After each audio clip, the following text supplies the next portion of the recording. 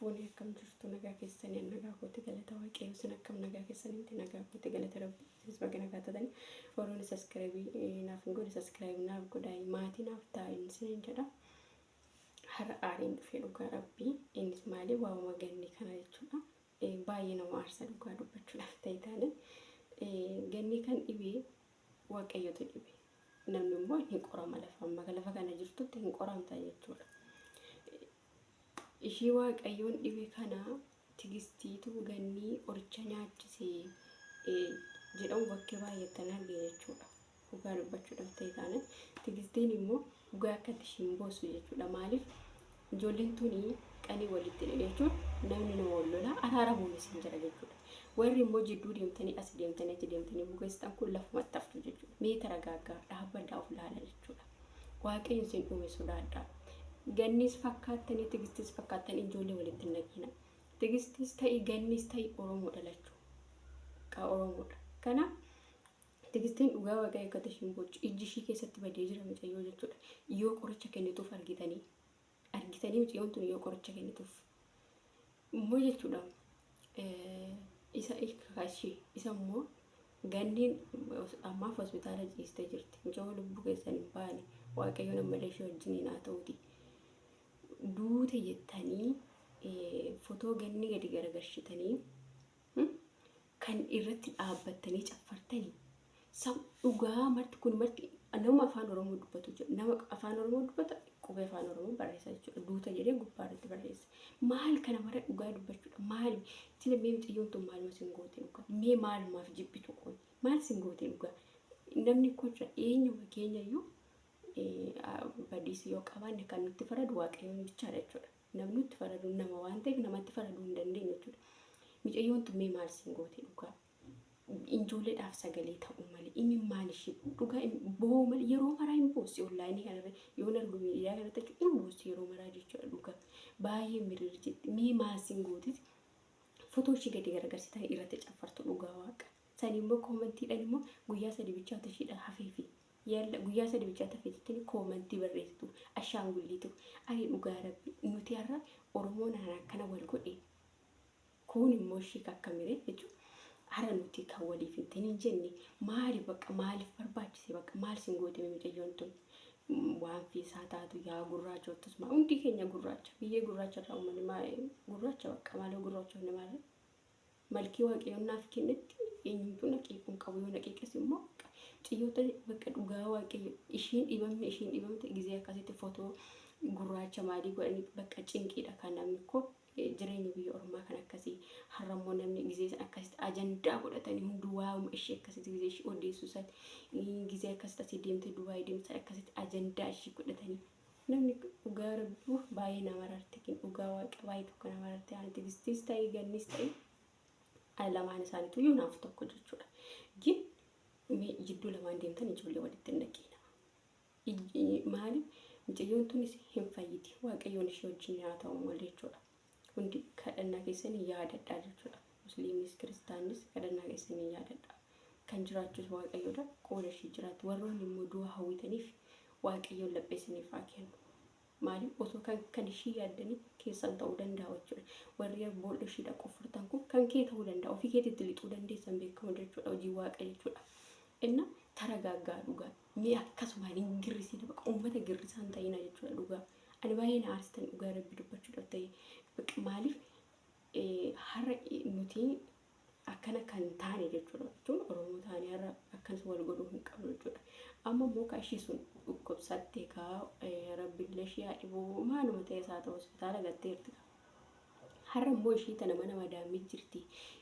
Situ qoricha nyaachisee si ajjeesna bakka jirtu si ajjeesna jettanii argitanii maal amma isheen tuni biyya Ormaatti akkasitti boossi mimmaan ishee dhangalaastu kana sammuun ishee akkama hojjetu isheen tun illee baru hospitaala adeemtu ture dhugaa aree maal dhugaa waaqayyo lapheessiniif haa kennu ragaa jedhame. Ani baay'ee nama irratti tiksina akkasitti boon ishee dhugaa waaqayyo jechuudha ijji ishee keessa jiru jechuudha bakki ijji amma wayii kana irratti gagee jechuudha. Ani bichaan beeku ganni inni isin fayyiti maaliif namseen gaafa waaqayyoon jedhe malee hin baafi jechuudha. Hundumtuuyyuu guyyaa nuuf taa'ee qaba jechuudha. warroonni akkasitti faraddee har'ammoo ganneen duutee ari maal haadha abbaa qabdu miti dhugaa waaqayyo haadha abbaa qabdi miti ciyyoon tun yeroo duraallee boota lakkii oromoo kona dhiisayii ani haadha dhukkubsattuun qaba achitti ciyyoon tun boossee jirti dhugaa baay'ee boossee jirti dhugaa gaafan viidiyoo sana garaan koo na dadhabee dhugaa rabbi bakka maaliif bakka ciyyoon tun maalumaaf jibbamti kazaatti xiqqoo turtanii footoo gurraacha akkas ta'e ishee kan inni sommoo haa ta'u amma immoo dhibamte yeroo ishiin dhibamte kanatti bira dhaabbachuudha immoo tigistiitu qoricha nyaachisa jedhanii dubbii akkasiif akkasitti walitti fidanii mucayyoo immoo ishuma fayyaa tanaa immoo dhukkubsuudha qaba. Maaliif namni gaafa wayiin namatti baay'ate koo sammuun namaa hin ta'in jedha biyya arabaa akkanattu iyyuu sammuun namaa nama cinqama jechuudha. Nama baay'ee tokko ni ittiin jedhe jechuudha baay'ee tokko na aarse jechuudha dhugaa maaliif imimmaan tigistiin akkasitti boossu inna internet ishiin laa tigistiin ganni guyyaa sadii bichaan arge jette afaan ishiitiin dubbattee jirti jechuudha guyyaa sadii bicha guyyaa tokko gaafa Dubaayitti ishee fudhatanii jechuudha.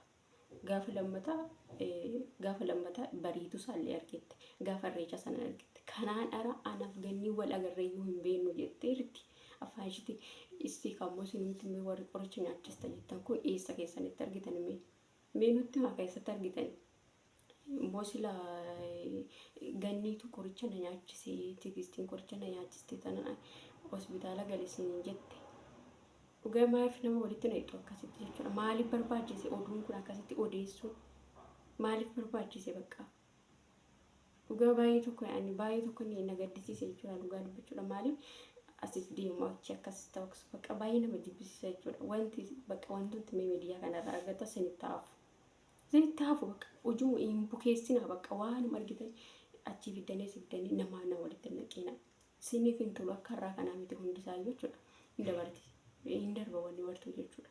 Ijoolleen tunis immoo mucayyootiin tunillee fayyitee ni baati tigistiif ganneen illee hin araaramu isaan sin jambar immoo akkuma amma fakkeenyaaf onlaayiniidhaaf akkasumas taasa'u malee yookaan silkiidhaan nagaa qabaachuu danda'an hin beekamu jechuudha.